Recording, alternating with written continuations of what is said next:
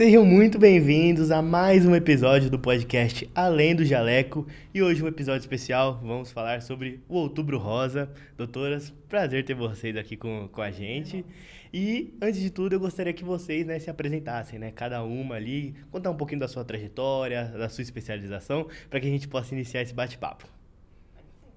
Começa você? Pode começar. É um prazer, muito obrigada pelo convite. Eu sou Marília Duarte, como alguns já sabem, eu sou nordestina, cearense e que moro em São Paulo já há 8 anos, desde quando eu vim fazer residência de ginecologia e obstetrícia. Legal. Inicialmente eu fui fazer prova, não era o meu único objetivo de ginecologia e obstetrícia. Se eu for falar que quando eu terminei a faculdade, eu sempre gostei muito de emergências. E aí, mas por alguns motivos, decidi fazer a prova, passei e abracei a ginecologia e obstetrícia como minha carreira, minha vida. E com o tempo eu fui ficando em São Paulo. E aí fiz algumas especialidades, como a sexualidade pelo Pérola Byton. E depois fiz também ginecologia endócrina. Hoje eu foco muito na saúde da mulher e também na questão da saúde íntima, como cirurgias íntimas, estética íntima, mas principalmente focando no empoderamento feminino, na saúde da mulher como um todo. Que legal. Então, nós somos uma dupla que uniu o Norte e o Sul. Me chamo Rafaela, eu sou gaúcha, por isso que eu falei da nossa união do Norte e do Sul. Eu sou ginecologista, eu fiz minha residência de gineco-obstetrícia no Rio Grande do Sul. Aí eu vim para São Paulo para fazer uma pós-graduação em ginecologia endócrina, porque tinha só duas especializações nessa área no Brasil, uma em Porto Alegre e outra aqui em São Paulo. Eu optei por vir para São Paulo, né? Inicialmente eu queria fazer minha pós-graduação e voltar para o Sul, mas me apaixonei por São Paulo. Esse estado é maravilhoso, as pessoas aqui são maravilhosas também, gosto muito daqui. Aí eu fiz depois iniciei meu mestrado também na parte de atrofia genital e tratamento com energias dessas atrofias genitais. E por isso que eu acabei ficando em São Paulo também, por esse motivo. Perfeito. E hoje o podcast a gente vai falar muito sobre o Outubro Rosa, principalmente da saúde da mulher, A gente estava conversando aqui nos bastidores, vamos dizer assim, e hoje não é só o câncer, que representa o Outubro Rosa. Queria que vocês trouxessem o ponto de vista de vocês. Na verdade, eu acho que o Outubro Rosa, ele inicialmente foi focado na prevenção do câncer de mama, mas hoje, falar de Outubro Rosa é falar de mulher. É falar do cuidado com a mulher, é falar de estimular essas mulheres a cada dia mais se conhecerem, buscarem o seu bem-estar. Porque, infelizmente, a gente vem de uma sociedade com muitas regras, muitos tabus, que acabaram limitando muito a mulher na questão de se conhecer, de se cuidar.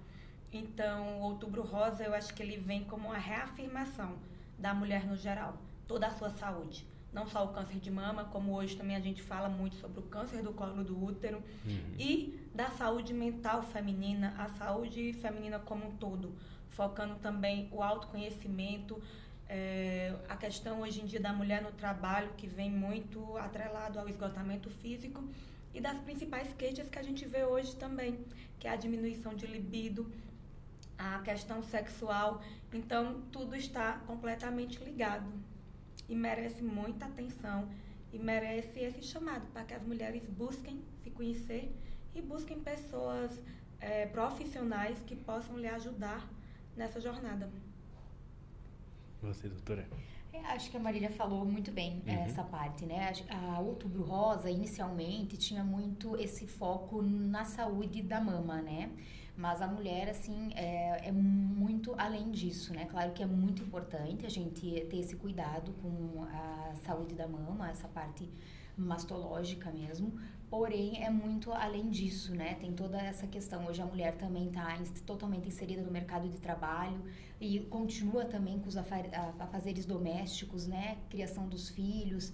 Então eu vejo que as mulheres estão muito sobrecarregadas e estão principalmente com a saúde mental muito abalada, e o que acaba tendo uma repercussão na saúde como um todo. Então acredito que o Outubro Rosa também abranja também essa parte. Perfeito. E eu queria que vocês trouxessem a visão de vocês como mulheres e também como especialistas, né? Do que essa mulher mais sente, né, quando vai no consultório de vocês e como que é o tato de vocês para acolhê-la e cuidá-la. Hoje eu busco muito, principalmente depois de ter feito uma das áreas para a sexualidade, foi muito importante para mim para conseguir entender as dores, as angústias que essas mulheres trazem e muitas vezes de uma forma vedada, de uma forma onde na cabeça dela é proibido. É proibido ela falar da sua sexualidade, é proibido ela falar do seu prazer, é proibido ela falar das suas dores. Então eu vejo muito essa questão de que a mulher precisa hoje saber se encontrar. E a principal forma para isso é ela se conhecer. Porque muitas vezes elas carregam crenças e tabus que nem delas são, que são de vários antepassados, são vários familiares de outra época. E sem esse conhecimento, ela não consegue hoje ser livre e viver de uma forma plena, de viver o seu prazer na vida. Porque o que eu costumo dizer é que muitas vezes as pessoas associam prazer e libido somente à questão sexual. E não é. É você ter prazer consigo mesma, é ter prazer de viver, de se conhecer, ter prazer no seu trabalho, ter prazer no seu dia a dia e poder valorizar isso. Porque por muito tempo ela foi vedada disso. É o que eu sempre costumo falar, né? Geralmente, quando uma mulher me procura no consultório, eu procuro entender qual é a realidade dela, que ela está inserida, como é a rotina dela, até para a gente entender e conseguir ajudar no problema que ela vem apresentando, que ela me buscou no consultório, né? Por exemplo, uma mulher que trabalha o dia todo, levanta cedo, tem filhos, volta para casa, bota os filhos na cama, ajuda a fazer a tarefa da escola, arruma a casa, lava a roupa, faz a comida para outro dia para deixar para a família toda. Como essa mulher vai ter libido? Como ela vai querer, eu digo sexualmente falando, né? Como ela vai querer manter relação com o marido dela? E aí, geralmente, os parceiros reclamam disso, que ela não quer ter relação, o que tá acontecendo. Meu senhor, vamos parar e vamos observar o que tá acontecendo? Não tem como. Coloca essa mulher uma semana na praia, pra passar uma semana na praia, se a libido dela não vai voltar? Vai voltar sim, com certeza. Ela tá esgotada. Né? Exato. Ela tá esgotada. Ninguém vai querer ter relação depois de um dia desse. Você entende? Então, acredito que é muito isso, né? Entender a realidade dela. Nem tudo é uma medicação que a gente vai dar e vai voltar. Não adianta eu entrar com um tratamento medicamentoso se a gente não conseguir ajustar toda essa outra questão dela, da vida, da rotina dela, que é muito pesada. Então, às vezes, dividir as tarefas é uma boa alternativa. E sim, claro, às vezes precisa entrar com medicação. Mas a gente precisa ver todo esse outro contexto, né? Que é importante. Com relação ao autoconhecimento, realmente até hoje, eu acho que está diminuindo perto do que era na época, né, das nossas mães, nossas avós, mas eu acho que é muito importante incentivar as mulheres a elas se conhecerem. Não tem como uma mulher, ela falar pro parceiro dela o que ela gosta, se nem ela sabe do que ela gosta. Como ela gosta de ser estimulada, enfim, não tem como. Então, uma coisa sempre está ligada à outra, né? Essa questão da libido e do autoconhecimento. Perfeito. E eu até entrar num ponto que está relacionado, que é o tabu, né? Exato. A gente sabe que hoje em dia, né, as meninas estão, né, se autoconhecendo mais, Exato. né? Mas ainda é um processo. Sim. Queria que vocês trouxessem a visão de vocês também como mulheres e profissionais. E teve até a gente, pra até chamar isso, né? Aquele que teve uma polêmica, né, da Cláudia Raia, que deu um vibrador pra filha dela. Eu acho que tudo tem seu momento, né? Tu não vai ficar estimulando uma criança falando sobre isso, né? Tu vai abordar a sexualidade de outra forma, né? Nessa época explicando como que funciona as coisas, questão muito de segurança, de prevenção de abuso sexual. Eu acho que para crianças é muito mais voltado para isso, essa educação sexual. Mas a gente não pode, digamos que castrar. As mulheres são muito castradas, digamos assim, né? Desde a infância. Desde né? a infância. Principalmente a depender de algumas regiões do país. Tudo. E da religião que essa família segue. Exatamente. A depender da religião, a mulher é vista como o ser que foi criada para procriar. Exatamente. E que ela vai ser o ser de procriar daquela casa. Ela vai ser para servir ao esposo e aos filhos. E, infelizmente, essa mulher nessa posição, ela não tem autonomia nenhuma. E aí você castra todas as possibilidades que essa mulher teria de ser ela, de crescer em todos os âmbitos da sua vida, em todos os ramos que ela poderia se desenvolver. Então, assim, os tabus, infelizmente, ainda hoje, ele está enraizado, por mais que a gente já tenha muitas discussões, né? Por mais que a gente já converse sobre isso, tanto nas nossas rodas de amizade, como com nossos pacientes, a gente deixa o consultório bem aberto para isso. A gente recebe muitas pacientes que dizem: não, doutora, mas eu não posso, porque assim, eu fui criada onde a mulher, quando casa, ela não pode pensar no seu prazer, ela tem que estar ali disponível para o seu parceiro. E ela vai estar disponível somente para quê? Só para ser dona de casa, ser mãe e ser um objeto sexual, é isso? E aí vem várias outras doenças hoje, que a gente volta aí um pouco para o Outubro Rosa, que hoje a gente sabe que alguns cânceres, inclusive o câncer de mama, ele pode estar associado a fatores socioeconômicos, socioemocional, que essas mulheres são expostas e que vivem. Perfeito. E eu queria que vocês trouxessem também os mitos, né, que geralmente vocês escutam das mulheres em consulta, né? Porque, de fato, a gente sabe que tem muita informação na internet, mas às vezes não é a informação correta. E agora? Mitos. Mitos e verdades da... Pode ser, no geral? Geral. Um muito comum é um mito que faz muito mal para a mulher não menstruar. Tipo, que esse sangue vai ficar retido, que vai subir pra cabeça. Vai subir pra cabeça, o sangue então, prende. assim, isso não acontece. Tem algumas alterações, algumas doenças, como a endometriose, que é uma alteração que causa muita cólica menstrual, que o tratamento realmente a gente usar através de métodos contraceptivos, e hormônios para suspender a menstruação, porque ela não menstrua e não tenha todo mês essa menstruação. Eu tenho pacientes que todos os meses, quando ela menstrua, precisa ir na emergência fazer medicação endovenosa para dor. É uma dor realmente muito importante, não pode ser negligenciada. E assim, faz parte a gente explicar que não tem problema nenhum a gente não menstruar quando é induzido por medicação, que tá tudo bem. Que isso, o problema é você ir todo mês na emergência e tu ter uma dor horrível e atrapalhar a tua qualidade de vida. Isso sim é um problema, mas não tem problema nenhum. Perfeito. E trazendo também a cirurgia, né, íntima, né, entrando mais na parte estética, né? Como que vocês veem a adesão das mulheres? Se elas realmente ainda conhecem, o que elas podem mudar? Porque, de fato, é algo que geralmente, quando é mais íntimo, a gente deixa mais pra gente, né? Eu acho que na questão da estética íntima hoje, é uma área que está começando a ficar conhecida.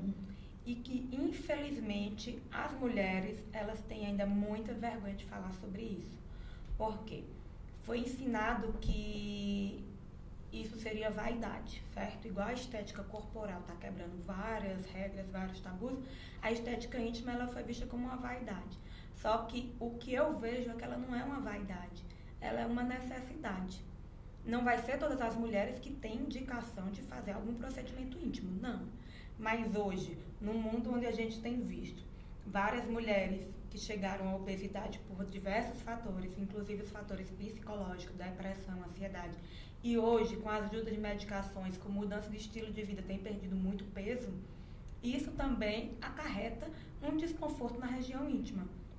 Tem várias pacientes que chegam para mim e dizem: doutora, eu adorava fazer aula de bike, mas hoje eu não consigo porque quando eu vou para aula de bike eu sinto dor na minha região íntima. Você vai avaliar, essa mulher tem flacidez, perdeu a gordura que era necessária para o amortecimento da região íntima, sem falar na questão sexual, que tem algumas que por essa flacidez ou por um aumento natural dela dos pequenos lábios, isso atrapalha totalmente a vida sexual. Tem mulheres que por essa vergonha não se permitem viver uma vida sexual no claro, só tem relação se for no escuro. Então isso é um certo trauma e isso não faz bem para essa mulher e nem para a relação que ela vem a ter.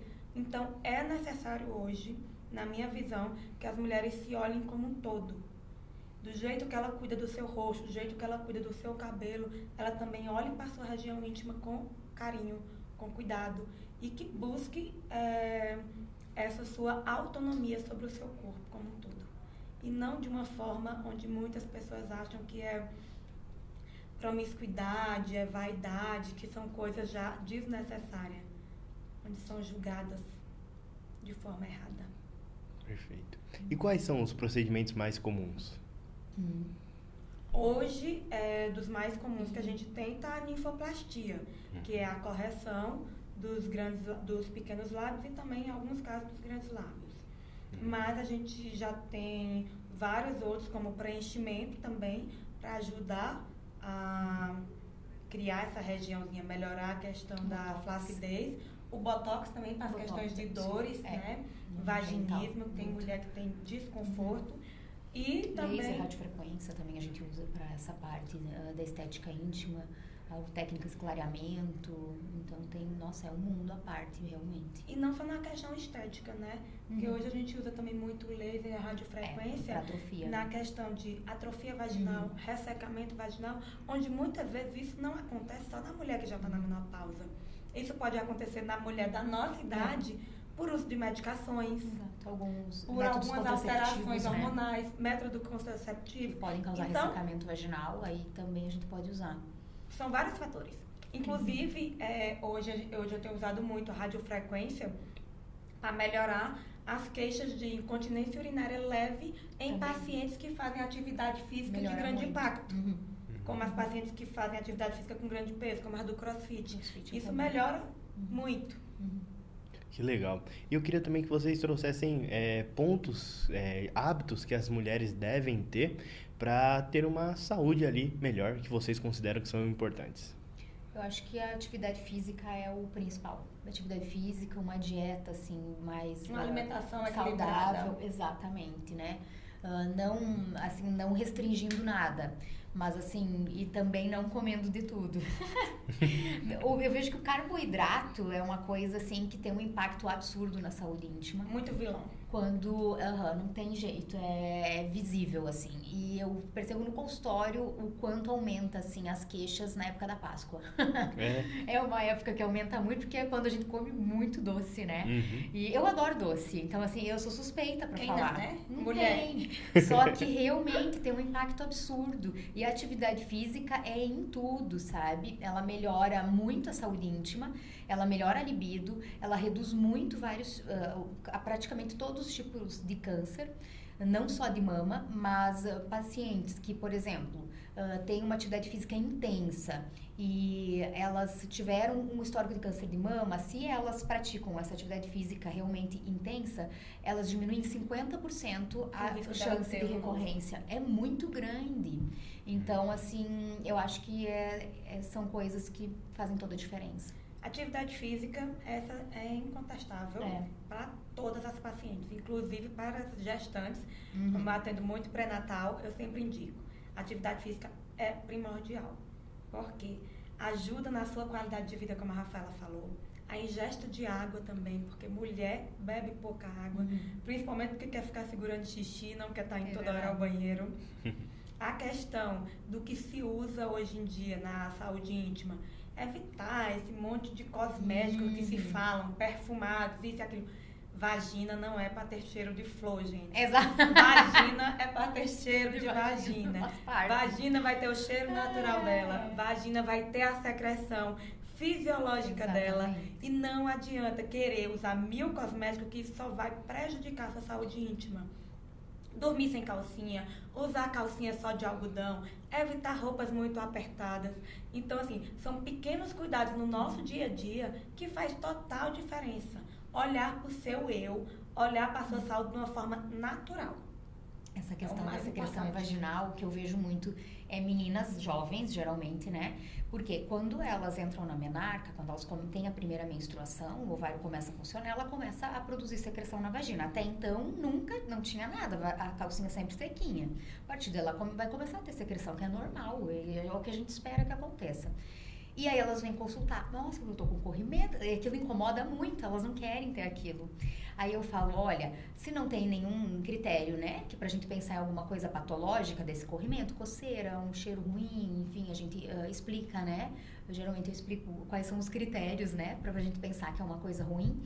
Eu digo, olha, dê graças a Deus que você tem essa secreção, porque depois da menopausa, quando tiver ressecamento vaginal, que essa secreção vai embora, você vai fazer qualquer negócio pra ter essa secreção de novo. Você vai comprar a secreção. O seu valor você vai querer comprar. Tem coisa que não se compra mais. Exatamente. Que legal, entendi, doutora. E aí, até entrando num ponto que vocês comentaram no início do episódio, sobre libido. Como que faz pra mulher voltar a ter esse libido? Por exemplo, ela entrou parou, né? Entrou na menopausa e depois foi pro... não tem mais menstruação. Queria que vocês trouxessem ali a visão de vocês para que ela possa voltar, né? E ela quer se relacionar mais, né? Como que ela pode fazer isso? A libido não é uma coisa assim, não é uma questão muito assim, somente... porque elas querem, geralmente as mulheres querem uma fórmula mágica, assim, olha, tá aqui, vai melhorar a libido. E não é.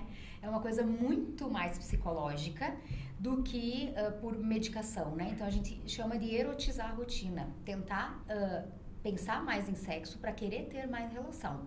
Por exemplo, ler livros eróticos, assistir alguns filmes eróticos, eu não estou falando de pornografia, mas assim, vídeos que, enfim, que façam você pensar mais. Até podcasts. Hoje em dia a gente tem uns podcasts, que tem um que é o Sexoterapia, que ajuda a mulher a ter uma visão do que muitas vezes ela tem como normal e não é normal. Porque tem muitas mulheres que acham que porque estão entrando na menopausa, acabou a vida sexual. E não é isso. O libido, ele é o libido para tudo na vida. Ele é multifatorial. Qualquer local que você vai estudar libido, ele está lá, multifatorial. Exato. Vai ter os fatores físicos. Essa mulher está se sentindo bem fisicamente? Ou ela está ganhando peso? Ela está indisposta? Ela está dormindo bem? Ela tem um parceiro que estimula ela para uma vida sexual? Se ela não tem nada disso, como que ela vai ter libido? Eu costumo explicar para minhas pacientes de uma forma bem simples. Eu comparo que a mulher, ela é uma fogueira. O homem, ele é um palito de fósforo. O homem, basta ele ver ali qualquer coisa erótica, ele já está pronto para atividade sexual. A mulher não, ela precisa estar bem com o corpo dela, ela precisa não estar preocupada, sei lá, com o trabalho, com o filho, com seja o que for. Ela precisa estar presente naquele momento e ela precisa ter uma autoestima para ela realizar aquele ato. Aí a fogueira começa a pegar fogo. Perfeito. Então, é totalmente, um é diferente do outro. O homem, ele tem um problema no trabalho, ele chega em casa, ele viu qualquer parte erótica, ele está pronto para atividade sexual, ele consegue bloquear aquilo ali.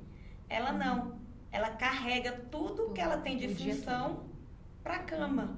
Então, ela precisa ter até a compreensão daquele parceiro de como vai ajudar ela a se desligar para fazer esse momento acontecer.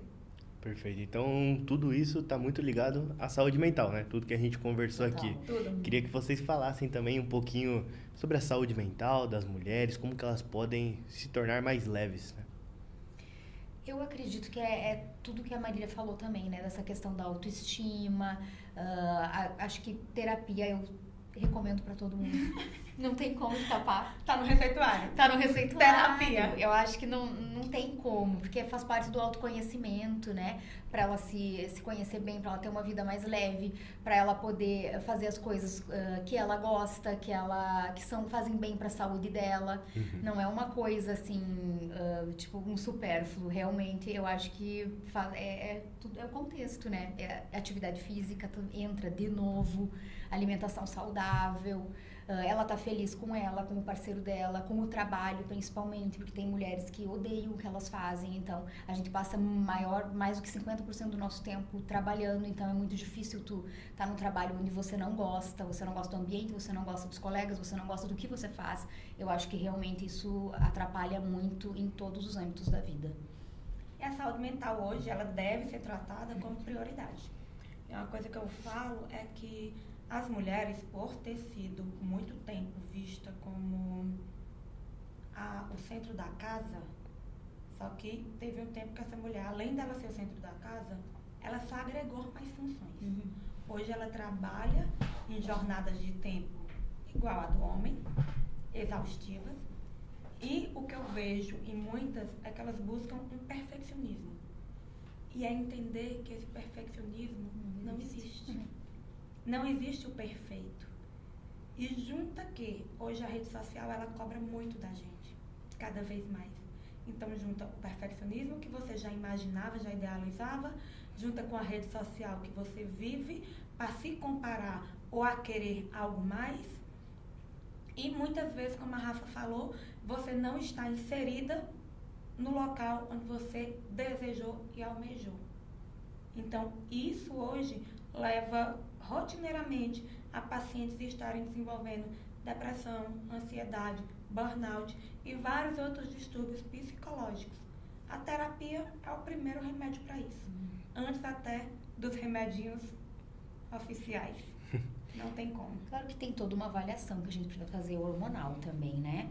Testosterona, ver toda essa parte hormonal, se tem algum outro distúrbio, às vezes prolactina, disfunção da tireoide, tem vários hormônios que a gente precisa avaliar para ver se não está também alterando essa questão da libido, que aí também a gente consegue tratar. Na pós-menopausa é muito comum. Esses dias agora eu atendi uma paciente, ela começou a fazer reposição hormonal, gente, ela mudou a vida dela, ela voltou outra pessoa, de disposição para trabalhar, a questão de disposição na vida sexual, tudo. Então, assim, mudou completamente a vida dela.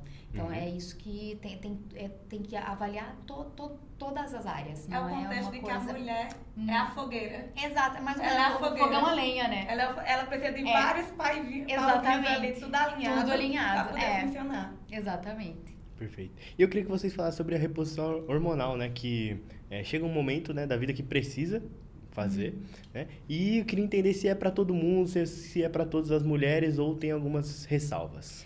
A gente tem uma questão, assim, eu sempre falo, né, a reposição hormonal não é para quem quer, é para quem pode, no sentido de contraindicações, né? Então, assim, e da janela de oportunidade. O melhor momento para iniciar a reposição hormonal é nos primeiros 10 anos da menopausa e antes dos 60 anos. Esse é o melhor momento para a gente iniciar. Então, quando começam os sintomas, não necessariamente quando para completamente a menstruação, porque a menopausa, ela tem uma data. A gente chama de menopausa depois de 1 ano que a mulher parou de menstruar. E aí tem todos aqueles sintomas que podem começar até 10 anos antes dessa data, dessa parada da menstruação. Então, aí já dá pra gente começar a pensar numa reposição hormonal também, né?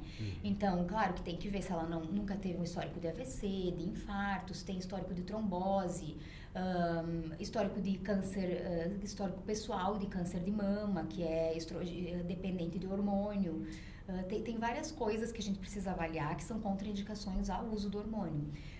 Porém, se a paciente está sintomática e tem alguma alteração, alguma contraindicação, por exemplo, teve histórico pessoal de um tumor de mama estrogênio dependente, digamos assim, a gente precisa tem outras opções de tratamento que não vai hormônio.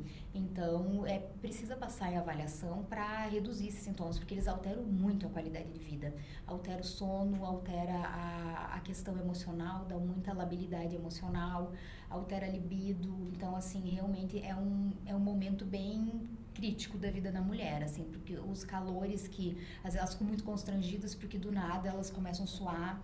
Eu tenho pacientes que às vezes até as clientes delas reclamam, acredito, porque elas estão com essa sudorese do nada e elas ficam constrangidas. Então, assim, muitas coisas que a gente nem imagina, sabe, que acontece nessa fase. É muito individualizado, né? É o que a gente costuma falar, é que reposição hormonal, ela é super bem-vinda para quem pode, quem entra nos critérios de fazer o uso da reposição hormonal. Mas o principal é a mulher entender que a partir dali é um cuidado contínuo, onde ela não começou a usar o hormônio e pronto, adeus, tchau, vou voltar no médico daqui a 1 ano. Não. Ela precisa fazer o controle adequado, Exato. fazer todo o segmento. E não é somente a reposição hormonal. Junto com a reposição hormonal, a gente basicamente exige atividade física e mudança de hábitos de vida. Evitar tabagismo, controle na bebida alcoólica, fazer toda uma reeducação para poder ter uma melhora satisfatória. Não adianta você tomar somente o remédio e o restante você deixa a bagunça que estava. Seu corpo não vai responder como deveria. E é individualizar cada caso. É você ver cada mulher e cada benefício que aquilo pode trazer. Perfeito. E a gente não pode deixar de falar sobre prevenção do câncer, né? No Outubro Rosa. Queria que vocês trouxessem também quais são os hábitos que as pessoas devem ter, das mulheres, na verdade, né? De, por exemplo, a parte de exame, quando fazer, quando procurar uma médica, qual que é a rotina de fato que elas precisam ter e, às vezes, sinais que o corpo pode estar dando para elas se atentarem. Agora até mudou, né? Pelo SUS, que antes o SUS só queria liberar a partir dos 45 anos, mas depois de muita briga, agora 40 anos de idade, procura o seu ginecologista, pega a solicitação e já vai fazer sua mamografia.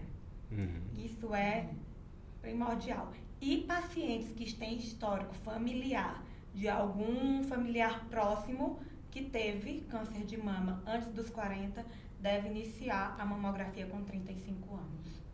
Então, assim, isso é muito importante. Não vamos negligenciar o nosso autocuidado. Se palpar, conhecer sua mama também, fazer a sua avaliação do seu corpo. E quando tem dúvida, qualquer pulguinha acendeu assim uma luzinha, procura o ginecologista, conversa, tira dúvidas, esclarece, mantenha essa rotina em dias, que aí você não tem nada a perder. Hoje a gente sabe, né? O câncer de mama é um dos que mais mata ainda mulher no Brasil. Por quê? Porque muitos já são diagnosticados em fases terminais, que não deveriam. Muitas mulheres ficam com vergonha, né? Elas percebem o nódulo, percebem a lesão, já estão com úlcera e elas ficam com vergonha de falar para os familiares. Então, quando vai diagnosticar, já está muito avançado.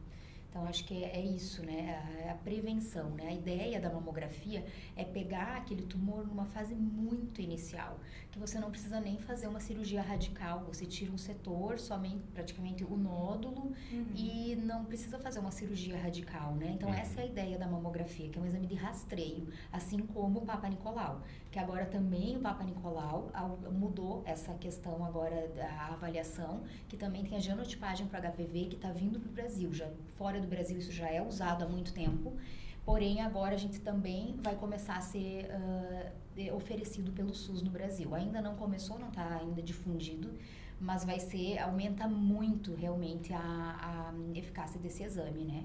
A capacidade dele de detectar uma lesão precoce no colo do útero. Perfeito. E eu queria que vocês deixassem uma mensagem final para as mulheres, né? Cada uma pode deixar uma palavra ali, tanto para elas se cuidarem mais, para elas olharem mais para si, e se vocês quiserem trazer outro ponto também, o espaço está livre para vocês. Eu venho agradecer a oportunidade de estar aqui, e o que eu busco alertar cada dia é que a mulher tem que se olhar como um ser único. Ela tem que ser generosa consigo mesma, ela tem que se empoderar-se não só do seu físico, do seu corpo. Ela tem que cuidar da sua saúde mental, do seu eu, do seu interior e saber que ela não está sozinha. Que uma mulher é para alavancar outra mulher, é para ajudar outra mulher e que nós estamos aqui como ginecologistas, não somente como a médica que vai te passar exame e fazer uma consulta ou tratar alguma doença. Não. Estamos aqui para te ajudar como um todo, na tua saúde física, mental, nas tuas orientações de dúvidas, de quebra de tabus.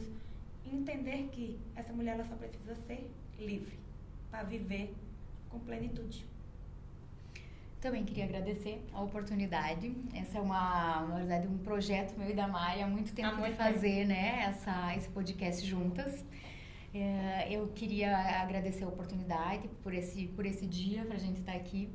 E eu queria dizer para as mulheres que em todas as fases da vida delas, elas definitivamente não estão sozinhas. E assim como a Mari falou, que uma mulher realmente ajuda a outra e a gente percebe isso em todos os lugares que a gente vai, com as nossas amigas. Realmente é um pouco diferente, acho, né? Essa questão do relacionamento das mulheres, entre mulheres e os homens, né? Então, acho que o autocuidado, olhar para si, eu acho que a gente acaba às vezes tendo os filhos, tendo a família, olhando só pro lado externo e esquece de olhar para si. Então, a gente não pode nunca deixar de ter esse autocuidado, de passar em avaliação, de ter esses cuidados assim para prevenção de doenças, né? E ser o ginecologista com certeza vai ser um dos seus maiores aliados nesse autocuidado. Perfeito. Doutora, E se o seu ginecologista não é seu aliado nisso, Troca de ginecologista. Acabou. Porque assim, se o seu Por favor. ginecologista não é aquela pessoa que você pode confiar tudo Exato. e ser seu parceiro ali pra te orientar da melhor forma, é porque você tá com o ginecologista errado. Com certeza. Então, vamos abrir a mente de que É. a gente precisa se conhecer e ter liberdade para escolher tudo, até o ginecologista. Com certeza, com certeza. E como que o pessoal de casa, né, as mulheres, querem conhecer vocês? Como que elas fazem para conhecer? Qual que é o arroba de vocês e aonde que é o consultório de vocês também? Eu atendo aqui em São José dos Campos, na Clínica Ogino, que fica lá no Espaço Andrômeda, no Jardim Satélite. E meu Instagram é @dra.rafaelavanzin. Então, lá já na bio já vai ter um link para entrar em contato, que vai entrar direto no WhatsApp da minha secretária e já pode agendar uma consulta. Perfeito. Eu atendo em São Paulo, hoje eu atendo na Vila Clementino, a parte de ginecologia, consultório, e também atendo pré-natal em outras unidades. Tudo está no meu Instagram, o direcionamento, do link, do local, do atendimento, telefone. Meu Instagram tá Marília Duarte, com Y depois do R. E qualquer dúvida, só procurar lá que estamos à disposição. Perfeito. Doutoras, foi um prazer ter vocês aqui com a gente. Espero que vocês tenham gostado também. Eu tenho certeza que foi muito enriquecedor para as mulheres, de fato, terem mais consciência, né? E também um episódio especial aqui do Outubro Rosa. Muito obrigado, hein? Obrigada. Ótimo. E você que chegou até aqui, não esqueça de se inscrever no canal, deixar seu like também para não perder nenhum conteúdo, que eu te espero no próximo episódio. Até mais!